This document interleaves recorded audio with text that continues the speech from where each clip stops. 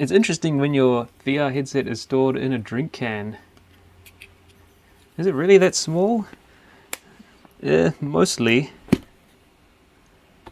still need a few extra bits to make it work. We've got the Bigscreen Beyond here, and I'll take a look at what makes this good and not good. It's mostly good. Is it really that good? Yes, it is good. You should get one. It'll be amazing provided a few conditions are met. Let's take a look at it. So the main unit, the main part can fit in this can, but in order to use it you do need a few extra bits, like the face cushion, which you borrow someone's iPhone and take a face scan, and then they'll custom make this to fit you. The really important thing is that you get it made so that your eyes are almost touching the lenses. That way you'll get a decent field of view, the sweet spot will be nice and big, and the experience will be much better. You also got to make sure you get your IPD right, so go to the optician and have that measured several times to ensure consistency of the measurement, and then subtract either 1 or 2 millimeters from the number you get, and then you should be good. Otherwise they'll be able to adjust it for you. Bigscreen will be able to adjust it for you. It's smaller than the index controller. The strap, I found it pretty comfortable to use with just the basic strap that comes with it. You need to provide an audio solution because there's very good microphones on it, excellent microphones, but you will need to provide audio in some way. So one of these little adapters, and then whatever headphones of choice. These ones I think cost about $3 on AliExpress some years ago, and they're really good, so I use those with some Velcro ties holding them onto the strap so they're in the right position and the cable doesn't get in the way. The best thing about this, everything about this is the best thing about this. The best thing about this is it's native Steam VR, and it uses Steam VR tracking, so you don't need any of that annoying stuff like the space calibrator to join this into your system with controllers and trackers.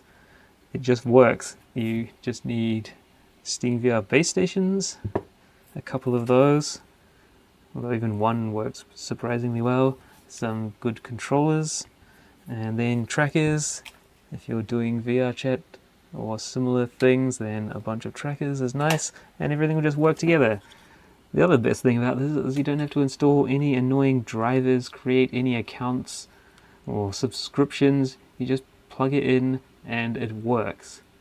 Difficult to describe how great that is after having to deal with Windows Mixed Reality, Varjo Base, VIVE, whatever their stuff is, and if you have Pimax, whatever their things are that you have to sign up to and install. Get rid of all that stuff, just plug this in and use it. It's amazing. Amazing to not have to deal with other stuff. Is that it? Is that the review? Yeah, so it's a custom fit to your face. It fits really well. It's very comfortable. It's good for sleeping generally. I got this Cozy Phones. It's a headband that has earphones in it, and that's quite useful if you want to go to sleep. You just swap that out for your other earphones and away you go. Put this on first, put on the headset, and then plug in the cable, and that's good. Something that is a bit strange about this is the USB-C connection to the computer. It doesn't seem to be following any normal standard. It comes with this pretty nice fiber USB-C cable, and then a link box, which then provides a power and data and a power only USB connection and a DisplayPort connection. But I thought, why not just plug that straight into your USB-C connection that has DP out mode, or why not plug it into a virtual link port with a link box like this, or a 20 series NVIDIA graphics card. Doesn't work. The headset or this stuff doesn't seem to request DP out mode, and it also won't trigger the power on a proper USB-C port. So I might investigate that at some point to find out what's going on inside this box, see whether it's just native DisplayPort being put down the cable or whether there is some kind of conversion going on in here. We'll save that for another time, but yeah, for use with your laptop it is a bit of a hassle having that extra box. But handy to know for use with your laptop, grab one of these things, USB-C to DisplayPort adapter from AliExpress, and then use a nice high quality cable like this short Thunderbolt cable, and then you plug that into your USB-C port on your laptop. As long as the USB-C port goes to your NVIDIA graphics card in your laptop, not to the Intel one, then you'll be able to use the big screen with this, and I have done successfully. A little tip there, because for some reason they don't put display ports on laptops, they put stupid HDMI ports which are inferior performing and can't easily be converted to display ports, even though you can easily convert a display port to a HDMI port if you wanted to, but I don't know why you would. Is that the review? Oh, we can have a look at the field of view of this compared to other headsets. I'm going to go and try and measure it. I think this is quite good. I've been using the G2 Omnicept for the good eye tracking for quite a long time, and that has a fairly limited field of view and also a fairly small sweet spot, although I didn't really find that a problem because generally your focus is straight ahead of you, so it didn't really matter that the part of the image outside of the center wasn't in perfect focus. This feels like a pretty good upgrade because the sweet spot is larger in this, and the picture quality is as good as the G2, which is one of its best features. But yeah, the big advantage is you now get the Steam VR tracking as well, which you don't get on a G2. Yeah, it is a bit disappointing there's no good eye tracking built into this. I've asked them about that, and it's supposedly going to be considered, but that doesn't confirm anything.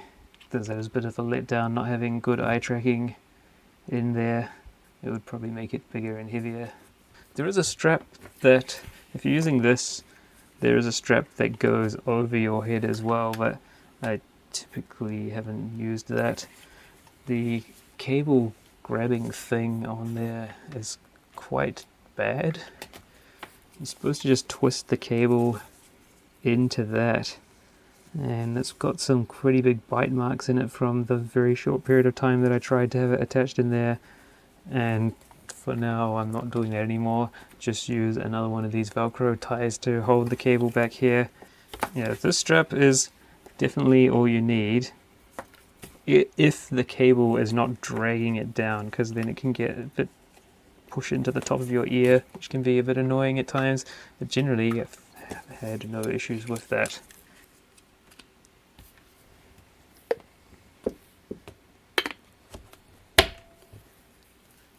And you can get this nice can to store it in. There's a Bigscreen branded one rather than VRChat branded as an option. For some reason people like unboxings, so let's do one of those. Comes in this pretty nice box. See, it says there use Steam VR tracking version 2, so maybe it won't work with V1 base stations, I guess. Not sure, I haven't tried. Anyway, let's get into this and have a look.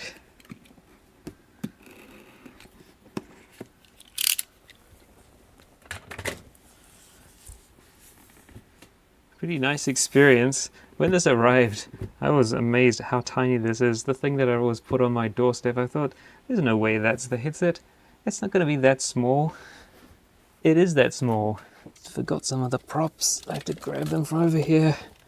Check this out. Oops. The box that the headset comes in is about the size as an Index headset. This one, unfortunately, its Velcro thing's peeled off. Anyway, look at that. Size difference. A nice introduction here, signed by the people involved. This is your Bigscreen Beyond, a custom made at our factory in Los Angeles, California. Each person signing this card was involved in building your headset. From all of us on the Big Screen team, thank you for your support. If you have any issues or feedback, you can email us. And I have emailed them, and they respond really quickly, and they're happy to help with any issues. Under there, get the straps, the standard strap, the extra one that goes across the top of your head, and then the headset.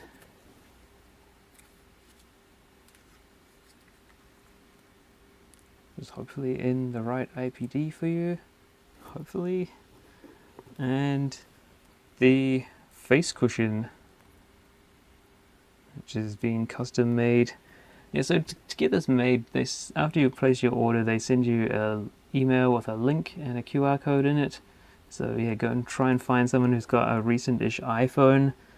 Luckily for me, someone at work had one, and they told me they would never get one again since they had decided to try one instead of Android for a change. Anyway, they had one, and I was able to email them, forward them the email, open the link, go through a pretty simple process of holding the phone around your face as it takes a picture of it, and then they get sent off and they make this. Presumably they 3D print a block of stuff, put it into a mold, and then, I don't know, pour that stuff in. So it does look like 3D printing marks in there, but this I don't think has been 3D printed. It's a mold that has been 3D printed. So that's the top layer. You get a good thing to peel off here, which you will want to do because it covers up the photodiodes for the tracking are under there. It's also tricky to peel off because it's there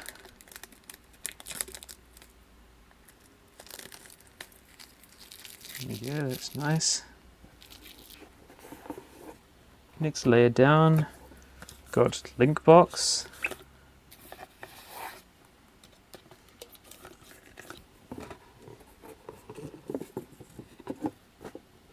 Cable, and you get a lens cleaning cloth,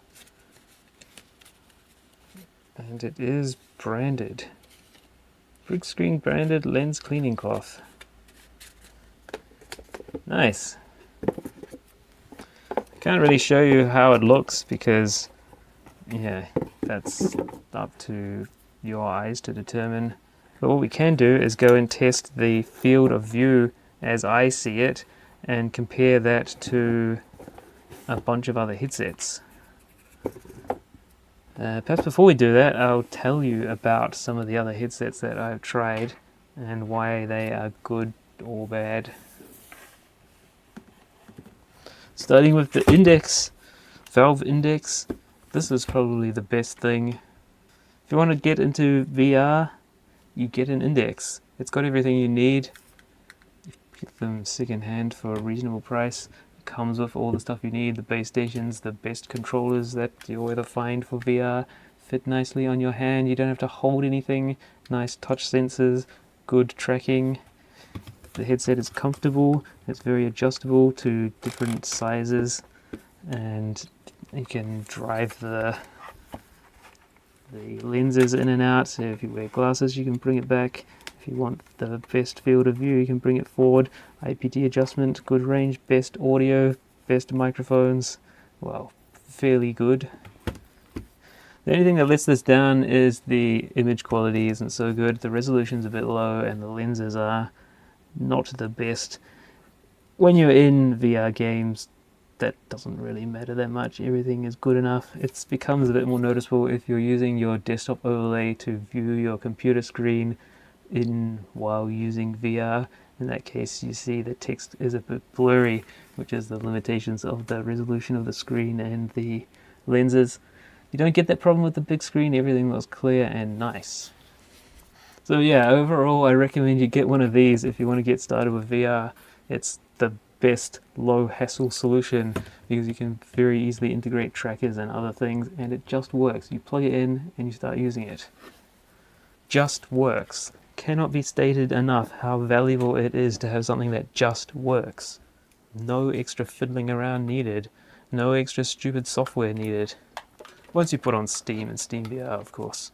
The other one I've had quite a lot of experience with is the HP Reverb G2 and the G2 Omnicept. But this here is a kind of a hybrid between the two. It's the Omnicept but with the housing of a G2 because I liked that better. So this also offers excellent audio, microphone and speaker that are really good on these. The advantage of this over the Index is that you get excellent picture, much higher resolution, better lenses, so the picture looks great on this. Although the downside is you get a narrower field of view, but whether that's a problem is debatable because you're generally focusing in the center of your vision, which is where it's sharpest, and field of view, you might notice it from time to time, but most of the time if you are immersed in something, it is not a problem. Though that's just my opinion. The problem with this headset is it's not using Steam VR tracking. It uses Windows Mixed Reality and it tracks by cameras, and that creates a lot of hassle, especially when you want to use decent controllers and trackers with it. You need to have something like the space calibrator running on your computer, and then to align the Windows Mixed Reality space with the Steam VR tracking space in order to achieve that. It did work fine just calibrating it every now and then by waving things around, but in the end I had to put another tracker on this headset to have continuous calibration to keep the Windows Mixed Reality play space aligned with the Steam VR one and the mouth tracker there. That for some reason this one doesn't track very well, so I think it's a mixed bag which G2 headset you get, because the first one I had, the first Omnicept one before it decided to just randomly die, had perfect tracking and it didn't need the extra tracker to keep the spaces aligned. You could calibrate it once and they'd be good to go for as long as you like, but that died, that headset, for some reason, and this one I got cheap on Facebook Marketplace. The tracking is not very good on it and it needs this to keep it aligned, otherwise you'll find your hands are just drifting off after a while. So yeah, you trade off a lot of usability to get a great picture, which is the problem the big screen solves, because with that you get best usability and best picture in one go. The next one I tried, Varjo. Big issues. Funny, gross thing with that. The Index, the other Index headset, the one that I used for VR sleeping for a couple of months, was sitting on here for about a week, maybe even less than that, and look at that, oil from it has gone onto this thing. So I thought the Varjo Aero was going to solve all my problems because it offers eye tracking, great picture, supposedly, and Steam VR tracking. But it's not very good. The biggest problem with this is, well, the problems with this headset are, one, you have to install their pretty horrible software on your computer with drivers and things after creating an account and logging in. That is annoying, and the software is just weird. It loads up to their own kind of home room thing, and for some reason when you're changing worlds in VR chat it goes back to that for a while and you think the game's crashed. I don't understand that. Why can't it just work normally like an Index and Bigscreen do? No, they have to do all their own weird stuff. This doesn't have any audio on it. There's no earphones, there's no microphone built into it, so you have to add that. Annoying. I didn't find it very comfortable to wear, although maybe I didn't spend long enough adjusting all these things. And perhaps the worst part of it is that it blows air into your eyeballs when you're using it, which is very horrible because your eyes dry out and feel really bad after a short period of time, and that is awful. And to try and combat that, I had stuffed bits of tissues around the lenses trying to stop the air blowing at me. And the eye tracking didn't work very well. The eyes seem to be erratic and they opened way too wide, so oh well. I thought this was the answer to getting the best of both worlds, eye tracking and Steam VR compatible, and well, Steam VR tracking, lighthouse tracking, and a decent picture. Picture on this, pretty good picture. The lenses are a bit weird, aspherical lenses. You end up with a kind of fishbowl distortion at the edges of the screen, which annoyed me at first, but kind of got used to it after in the quite short time I was using this. So I don't know, I didn't think it was really that good, especially didn't like the software. I also didn't like the fact you can't turn this thing off. Once the AC adapter is connected, that link box we looked at before came with it, and yeah, it plugs in to power, because it's virtual link here. So what they've done is, virtual link is almost the same as a normal full-featured USB-C port, but what they do when it goes into virtual link mode is it replaces the two USB 2 pairs on the connector with a USB 3 transmit and receive. So you get full bandwidth DisplayPort and full bandwidth USB 3 and no USB 2. So for headsets that need USB 3, like ones that have cameras, that solves that problem of being able to get everything under one cable. And then there's a chip you can get. For some reason there's one in the Index, even though that has USB 2 and 3 sent to it, that converts USB 3 back into USB 2 for all the devices like audio, tracking, and dongles and things. This thing's possibly a game changer. I grabbed one of these the other day because there was some hype over them being good. A PlayStation VR2. You have to get the 2 version, not the not 2 one, the original. Get them pretty cheap, like $200 on Facebook Marketplace, because someone bought one and then didn't like it or something. And all you need is, because this uses virtual link, like what we just talked about, so grab a virtual link box, like this one, or the official Sony one that they sell, or get a 20 series NVIDIA card, which will have a virtual link port on it. And then a fairly not obnoxious thing you install from the Steam store, like it's called PlayStation VR2, I guess. And this thing is amazing. It has a really good picture. It's OLED screens. The picture is really bright, really clear. Not as clear as what you're going to get on those other headsets we looked at, bar the Index. It's got a slight fuzz to it. But for how cheap this thing is, it's a really good picture and a really good overall experience. It just seems to work and works fairly well. Doesn't have built-in speakers. It comes with these earphones, which are alright, or you can plug your own ones in, or you can use Bluetooth. The controllers it comes with, which are over there, not here, unfortunately, are alright. They have touch-sensitive buttons, which is nice. So I'd recommend you get one of these if you want a cheap way to get into VR. It's a good choice, which will do pretty much everything you want except allow you to use full body tracking, because yeah, this unfortunately is something that tracks by cameras rather than base stations, so there's no common reference for it.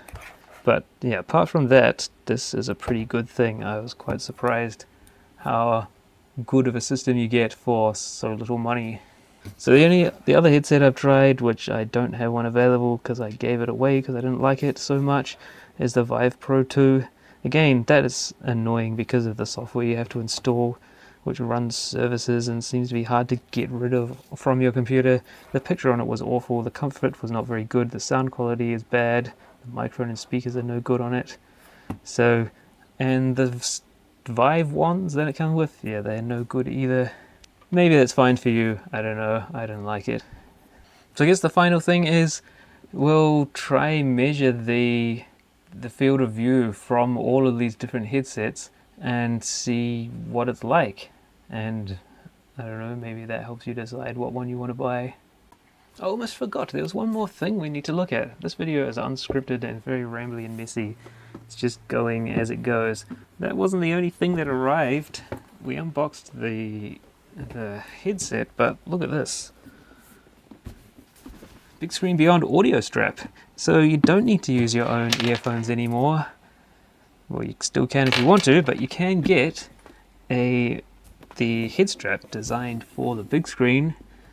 I've not tried one before, and I got one because I was interested to see what it was like. Some instructions, connecting. Oh yeah, it's got a nice clip for the cable. Hopefully it won't destroy the cable like that the one on the soft strap does. It's adjustable. The earphone speakers themselves are adjustable. Pretty nice box. Let's open it up and have a look.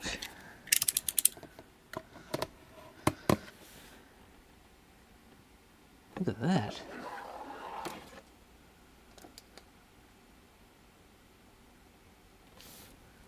Let's come undone. Do they just clip on? Looks like it, yeah. The earphones I think they're very adjustable, aren't they? By doing something. Yes, by turning that they move in and out. Interesting looking thing. Okay, so there's the cable clip, and the arms move in and out to adjust the size. There's some nice foam there, although I'd be concerned that my very oily head will destroy that in quick order. Oopsies, before we pull that we need to undo this to get USB-C connector is there, and that side, oh, it's got the little clip on it. There's also another little packet in the side here. Is that additional stuff? I think that's if you need it longer, you put those on the ends there, and then it like expands it out a bit. Probably don't need that. I'm not sure if I have a huge head or not. Hopefully it's pretty normal. I know my IPD is at the limit of narrowest for some stuff. Okay, we'll just open this stuff up. So that's a little clip. Is that a spare one? I think so. I think it is. Is that long enough? Get out a nice headset, and then we're going to attach it. And so yeah, the headset cable goes on the left side, the auxiliary, I don't know, the other cable goes on that side, which is a standard USB 2 port that you can connect up to whatever you like. This seems kind of small, doesn't it? It drives out much further. I'm just not sure how that's supposed to work, because that doesn't come out anymore. Unless I'm missing something. Does it just pull out? Oh, it does pull out. Okay. Interesting. Does anything make it go back in? That's strange. Okay. So there's that. And if we grab the end of the headset cable, however you put this down, you're going to need a nice a way of containing this thing. Headset cable in the side, and then how does this work? Does it just mush into there? Looks like it. So it just mushes in. Oh, yeah, that's fairly good. You just leave enough slack that this can adjust how you need to tilt without damaging the cable or stressing it. So I guess that's another spare part. The only complaint I got about this is there's no stretch in there, which is what I really liked about the Index and the G2, is that when you're putting it on and off, you just pull on it and it comes off. Like, you set the size once and then you don't set it again. You don't have to touch it. You just pull it off by pulling the front forward and off. See a size difference there. That's crazy, isn't it? Anyway, that's the audio strap, and they say it's very high quality audio, and a lot of attention was paid to that. It's fully adjustable, so depending on where your ears are, you can get them lined up, and then you can turn these knobs to bring the earphone speakers closer or further away from your ears. So if you like it cranked up really hard, you can push them in, have them pushed up against your ears so that it's nice and making good contact for bass. Very good. here in the club. And yeah, I can confirm that the big screen audio strap works really well. The sound quality is nice. Good, clear sound. The bass is good. Maybe the highs are a little harsh, but yeah, that's sort of pushed fairly well into my ears, and yeah, pleased with how that sounds. It doesn't block out much outside audio compared to the earbuds type that I've been using, but I guess that's expected. So it's like, I'd say it's as good as the Index, but better because you can drive the speakers against your ears to get deeper bass, because that is one of the issues with the Index sound. The bass is a little bit lacking. Good on the big screen audio strap, I recommend that. But the only complaint would be that you can't pull the headset off easily. It probably depends on the shape of your head. The other issue is that with the headphones pushed against your ears, you'd have to adjust them out or fiddle around with them when getting the headset on and off to get it lined up properly. So yeah, you need to weigh up those things when deciding whether it would be right for you. The Index will give you a wider field of view, but the big screen definitely gives you a much better quality image. Much better. I did say there was no stupid annoying drivers and things to install with the Bigscreen Beyond. There is automatically the Bigscreen Beyond utility will be installed, and it allows you to, it's a pretty lightweight thing that allows you to control the brightness, fan speed, change the refresh rate, change the color of the LED on the front, and save those settings to the headset so that they won't reset next time you power it up. Yeah, it can start up as some kind of Steam application where it will show up in VR, but I find it easier just being on the computer and I look on the overlay if I want to adjust that. It's good, not annoying, and you don't have to log in, you don't have to create an account, it just works. So that is good, and you don't have to have it running, you can just close it if you don't want it there. Come to a place in VR chat where we can check the field of view of VR headsets. It says that this is uncalibrated own test. It can show lower results than expected. You can't compare it with other tests and known field of views. But since this is me testing a bunch of headsets, then I think we can compare them safely. Just because we want to see, is this better or worse than the other ones that I have? So let's try it. You shove your head inside this, and then this shows up. So you push your controllers, and these red lines move out, and you keep going until you can't see them anymore. Just somewhere around there. Oh, if you squeeze your hands, you can lift that up and down. I guess that's to get the scale right into the image circle ends. Yeah, so somewhere around 100 to 102-ish. It goes in 2 degree increments.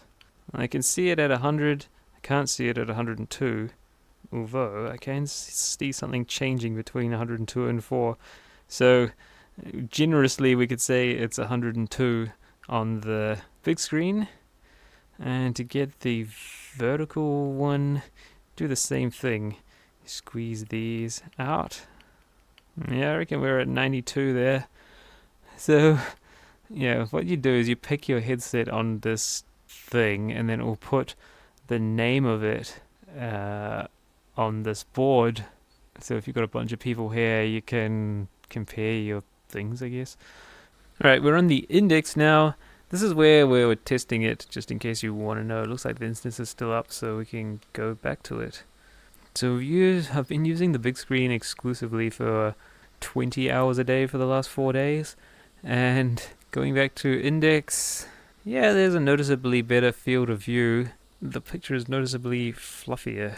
There you go, look, we can put Index up on the screen now. Fluffier, fuzzier. So let's try this. I've got the adjustment thing dialed in as hard as I can get it, so it's actually shoving into my eyes. Well, into my brow? Well, let's see what I think we can say it's 114. So it is a bit better, bigger. And we'll do this one. minus 3.72529 e to the minus 9, sure. Okay, that's interesting. That's pretty big. Let's just recheck this. I actually have to move my eyes around to the edges of the screen. So, index seems to be, for me at least, under best conditions, 114 horizontal, 106 vertical. That's pretty nice. Let's see what they said it would be.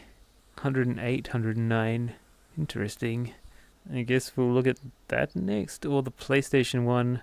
Oh, we need to do the reverb, which they say 98, 90. We have to spin up another computer, so we'll think about that a bit later.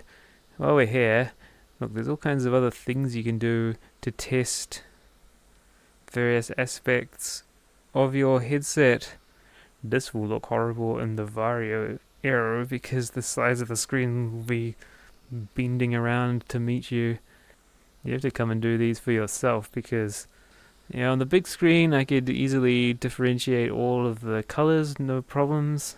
Index is pretty similar, although the red is not as easy to differentiate at that top end of the scale. Mura. That's where the PlayStation is gonna fail. Tunnel. Yes, you can see weird reflections at the edges of the lenses. I don't think you got that on the big screen. I don't know. Your something may vary. Let's carry on. It's the next day. It's now Christmas Day.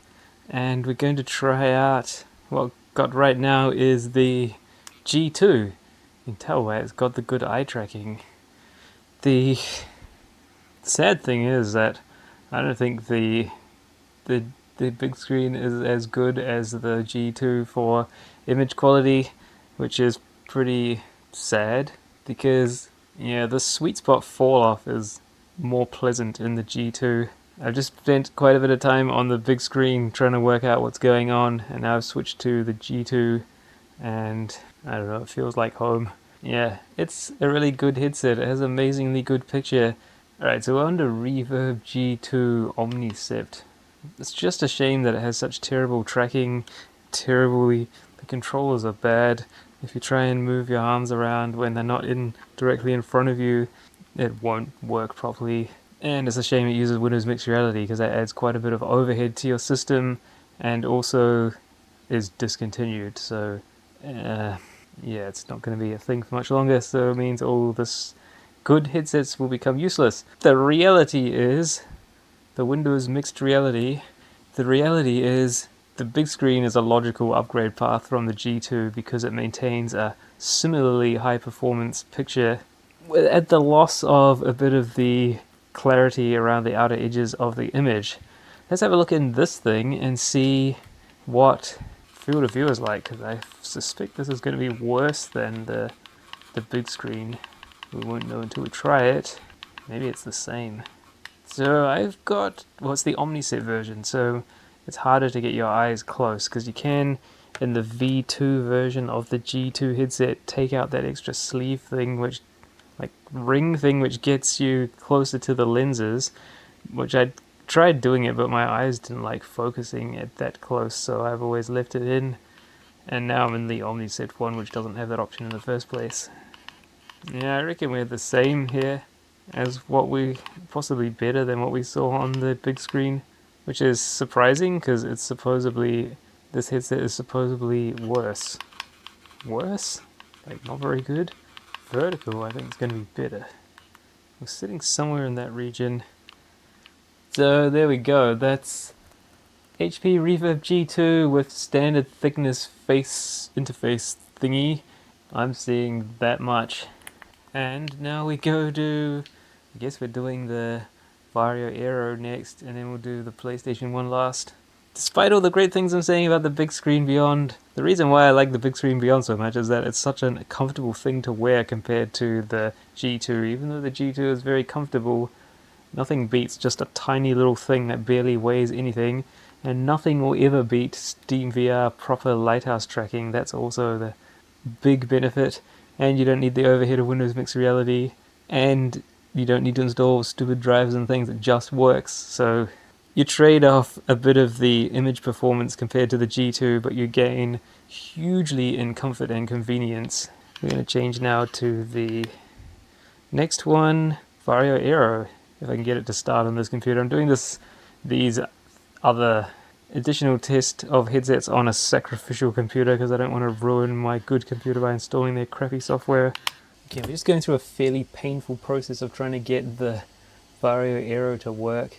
It's saying at the top, I think we just missed it, it's saying something like headset firmware corrupted up the top here, which I don't really know why. Now it's saying I need to restart Steam VR. No, it's just restarted everything. Maybe we quit it now.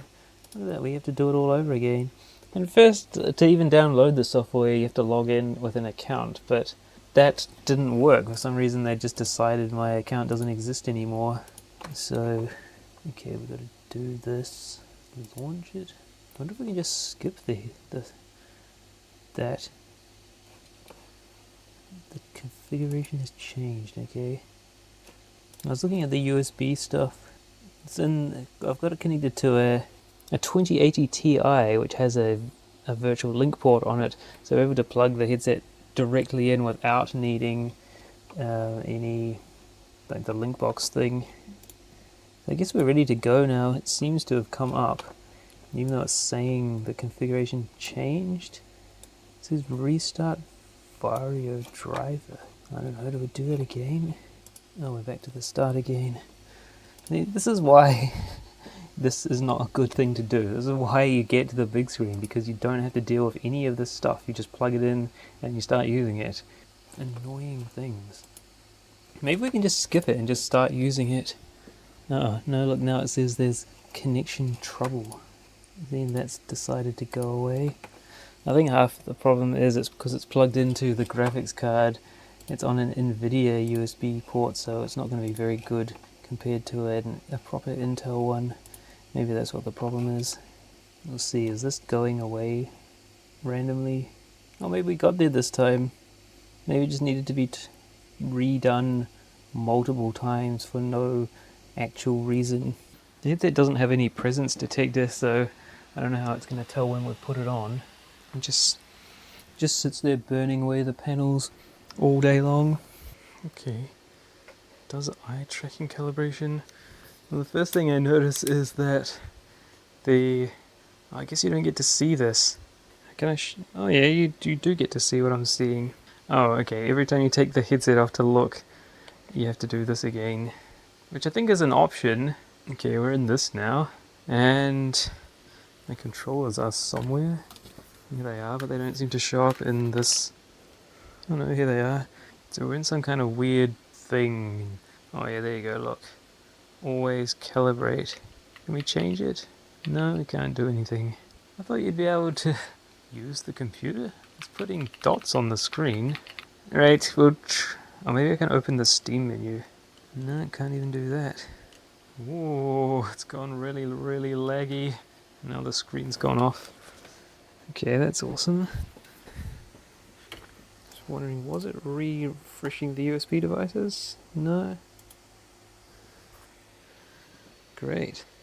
I suspect the problem is that it's not connected to an Intel USB controller. That's likely to be a big problem. Let's just see if we can avoid changing things and get into the why is it opening all this extra stuff? We might be pushing a bit hard on the computer that is currently connected to. It says press any button to continue, but the button isn't doing anything. I don't know what I'm supposed to do now. Nothing's working, but I can't see anything on the headset because it just keeps going to that eye tracking thing, which it doesn't let you continue anymore. Can we just say never and then just not deal with it? We're still not in VR chat because it's like opened up in desktop mode or something. Yeah, maybe it isn't working. Perhaps I should try plugging it in using the link box thing. Alright, so this time it should come up in a different place. Oh yeah, look, the link box is open, has showed up some thingies.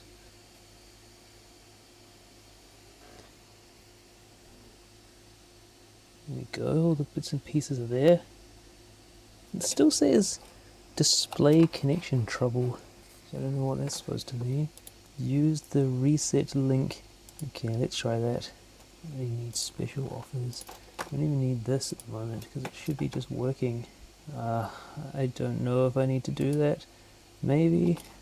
Okay, that looks a bit happier now. Maybe it just needed restarting. Maybe the USB wasn't the problem. It's pretty hard to know with these things these days. Oh, look at that. Ooh. Yes, we can open the Steam menu now. Okay, this thing is up and running, so let's go to the world and check it. Yes, the colors are definitely not as nice as they were on the other headsets that we've tried. The picture's kind of flat. And it is sharp. Pretty sharp. Like end to end on the screen, but yeah, there's no point doing that. Because there's no microphone on it, it can't hear me anyway, so there's no... The picture is nice and clear. The picture is weird. Let's choose the one. We got this. Let's see what it can... So, beyond there, I can still tell there's something moving. Only on the left side. You can see this, 114. That's not too bad. Try the vertical one. This is going to be quite poor, isn't it? Sure, that's what people say about this headset. Anyway, somewhere around there. This is not easy to test. Anyway, Varjo Aero, 114 horizontal, 80 vertical. Guess we're going to try the PlayStation VR now as the last. This thing is... I don't know. It's a weird experience. The picture is weirdly distorted. It's definitely not clear and sharp as it is on the G2 and the big screen, but more of it is sharper, although the distortion that it gets as it's becoming less sharp is not very nice. When you move around, there's stuff in your periphery kind of warping at the top and bottom and the sides, and that's not very nice. What I forgot to mention in the previous, when we're looking at the PlayStation VR2, is that the controllers, these interesting things, they pair to your computer via Bluetooth. So you need to have a really good, I think Bluetooth at least 5 device thing, whatever you call it, Bluetooth transmitter thing in your computer or laptop in order to use these controllers. And you see that it's just paired here, motion controller left and right.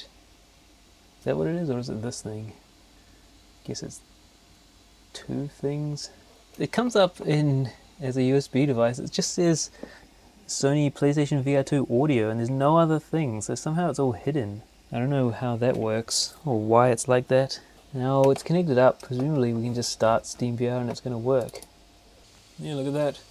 Came up with the stuff. So I guess this is a good choice because it just works. You don't have to do any annoying things.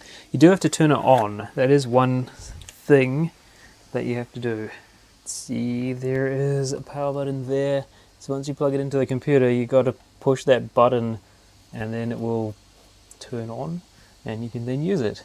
There's a whole wizard thing that you go through after installing the PlayStation VR app from Steam, and it will take you through the setup process, which is quite easy and good, and then you're ready to go. Getting in and out of this one isn't that wonderful because you have to adjust various things. I need to work out how to do that again because I had put it back in the box. Okay, let's go. It does take a little bit of fiddling around to get. It says can't display your game or player because your VR headset camera can't track your surroundings. Okay, I just needed to look around.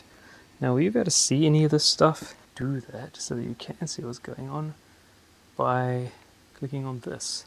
Okay, so here we are. You can see the play space boundary that I created is weirdly jagged. I think you can see that. Yeah, you can see that.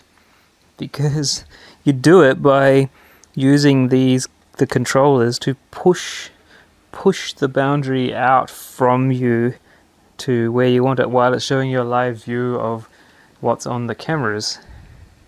Alright, let's go and try it out. I'd say this isn't the most comfortable headset to wear. It's not bad once you get it in the right position. Alright, let's go and try it out. This does seem to have a pretty good vertical field of view. The picture, good sort of hand tracking. It treats all those three fingers as the same thing. When you put your is it middle finger over the grip button, and then the sticks have tracking like the index controllers do, and the trigger button also has some independent sensing. It's kind of weird though, it moves the other fingers, but that's pretty nice. Yeah, the controllers seem to work quite well. They track a lot better than what the G2 ones do. Oh, hang on a minute, we need to put on this so that it's nicer to look at. I'm guessing you can see this. Yes. The sweet spot doesn't exist. The whole picture is clear. So that's pretty nice. And a much better type of clear than the Varjo that we just tried, because that's all distorted and weird at the edges, but this is nice and clear. I don't think we get to choose this here. There is no Sony on here. Let's see what we get. Yeah, we're sitting somewhere around there. It's kind of weird because for most of these headsets, you can only see the lines in your periphery if you're looking straight ahead. If you try and look at them, they disappear. If you move them is when you can see them. So they're definitely gone, and they come back there. So it's not too bad. We tried the vertical. Well, I say it's not too bad. It's about the same as what we found with the big screen and the G2. Yeah, we're sitting around there for vertical. 98. That's pretty good, isn't it? This one is the PlayStation 1. Maybe that's the end, is it? Well, no it's not. We're going to do a summary of what the different fields of users are for the different headsets and talk about it for a little while. The thing about the PlayStation VR headset, it doesn't have the sharpest, clearest picture, although it's pretty good, and it's also got a bit of a mirror across the screen, but that clear, wide field of view, including vertical, it makes these types of places really good to be in. You don't feel so closed in like you do with the narrower field of view headsets, and the picture is so bright and just great. And so now you get to see what's actually on what it's saying. Yeah, it's really high resolution, which is nice, and you get this icon here, so you get to control the brightness, although the default is maximum, and that's really bright. So I had it about halfway. It's still pretty bright.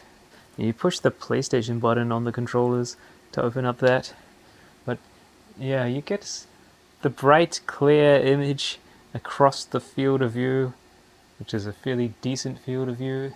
Gives you an amazing experience. If only this was Steam VR tracked.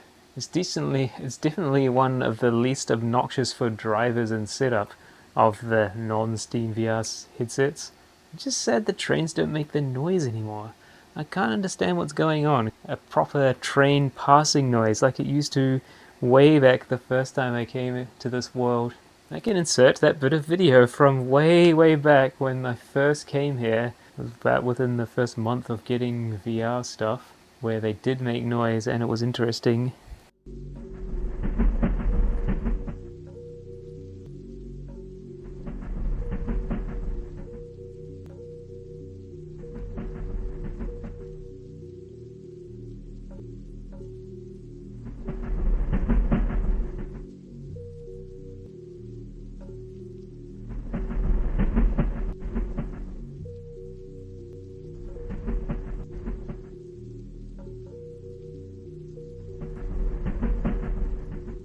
Guess we'll do the summary here. I haven't bothered looking at any of the wireless type ones because that doesn't really interest me in any way. I don't really want to have additional unnecessary equipment attached to my face like batteries and phones, CPUs and things. I just want a headset that you plug in and you start using it without the limitations of the signal having to be compressed going over the Wi-Fi or some USB connection and then being uncompressed, and then given to you with some latency and compression artifacts. I don't think that's a good idea. So we'll stick with the nice ones that just display the actual video signal that's coming out of the graphics card. No compromise, except for the lenses and displays and things. Yeah, PC VR is the future, and base station tracking is definitely the future. That's soon everyone's going to have that, and no more problems getting your full body tracking working. It'll just work. It's going to be great.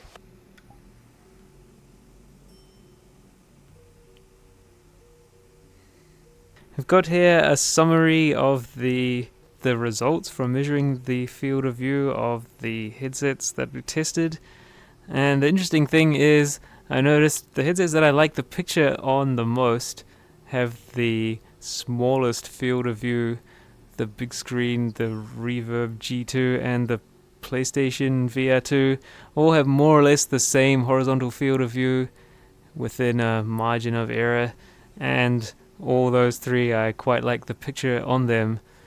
The Index has the best field of view overall, horizontal and vertical, but then that suffers from the worst resolution and not very good lenses. The Varjo Aero has fairly good horizontal field of view, but quite poor vertical, but then that has weird lens distortions, and as we saw, a whole bunch of software issues, so that's not recommended. It's hard to know what to recommend the big screen or not. It has a lot of good things about it being Steam VR compatible. It just works. It has excellent sound. It has a really nice high resolution picture. It's let down by the areas outside the sweet spot having not a very nice blur, whereas the G2 is a lot better in that regard. The fall off from the sweet spot is very gradual, and the blur is not very offensive. The Sony PlayStation VR2 is probably the best in terms of lenses, because you get a nice clear picture right across the frame and right across the field of view, and with the OLED screens, a very nice bright colorful image. But then that one's let down by not being Steam VR native and not having lighthouse tracking, but it's also really cheap, so that's probably the one to go for if you want to get into VR easily and cheaply and have a good experience. The G2 is probably my favorite for image quality, although the big screen is very close. It's too hard to decide. I choose the big screen because it's native Steam VR. It just works with the trackers. So hopefully that is a useful review of the headsets that I have tried. These numbers probably won't be comparable to numbers you create because it's to do with my eyes, but having compared them all myself, it gives some feel for what you could experience. What else do I need to say to finish it? Like, comment, and subscribe. Yeah, the quite harsh things I was saying about these various headsets were based on my experience, and your experience may vary, so maybe you'll have better luck with some of these than I did. And I also hope that a big screen version 2 comes along at some point soon, with maybe it's a little bit heavier and it includes better quality lenses which provide a wider field of view and more of the image in clear focus. That would be excellent. Even if you go to Fresnel lenses like what the Sony has and the G2 have and the Index have, at least these two have somehow managed to perfect the Fresnel lenses. I don't know why everyone keeps saying you should be using pancake lenses. They lose too much light, they have weird glare issues, and they have to be huge if you want the sweet spot to be big in them. Anyway, that's enough rambling for today. Hopefully it was useful, and see you on another video.